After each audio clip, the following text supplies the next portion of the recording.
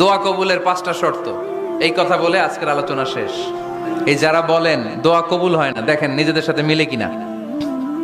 এই 5টা শর্ত যদি পাওয়া যায়, মুহূর্তেই আপনার দোয়া আরশে যে নক করবে। 1 নাম্বার শর্ত আকলুল হালাল, হালাল খাওয়া। কি খাওয়া? আমরা দুইটাই খাই, হালালও খাই হারামও খাই।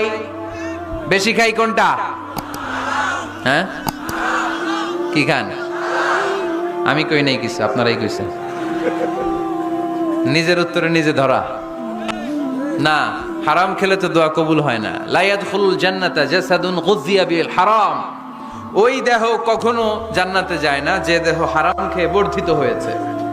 কেন দোয়া কবুল হয় না? মিলিয়ে নেন নিজের জীবনের সাথে, জাস্ট একটু মিলিয়ে নেন।